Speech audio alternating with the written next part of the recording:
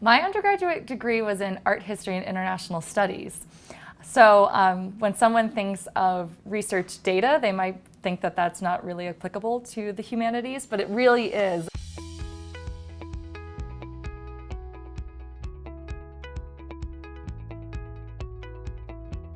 This is something that is really great about this program because they emphasize internships and getting that practical experience so much that whenever you do graduate, you have this really great balance between the hands-on experience and the classroom experience.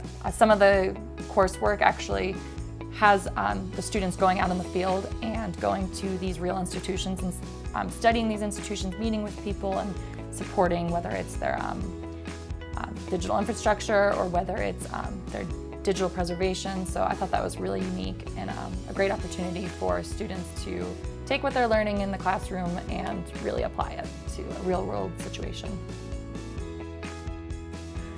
We're not just talking a school librarian or the librarian that you're familiar with in an academic institution. There are law librarians, there are medical librarians, there are data management folks, so there's a huge variation. We all understand that the principles are really, access and organization of information. It's all about information organization and retrieval in no matter what form it might be, whether it's helping a public patron of a library or whether it is getting medical data to a scientist. So I'm really interested in research data management. This is something that I was first exposed to whenever I started working for one of the faculty members here. She was conducting research on how this position, how librarians are supporting research data management and how libraries have really stepped in and they saw a gap or they saw a need and the librarians really stepped in and are now supporting researchers with their research data management. My undergraduate degree was in art history and international studies.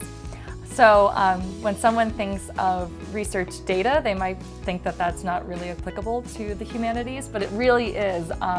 I worked as a student assistant when I was an undergrad as well, and that was one of my first exposures to sort of research data. Even though our data was in photograph forms, it was very much, that is a form of research data. So now that I've kind of gotten into the research data world, it made me reflect on my own previous research experience and how I managed that data.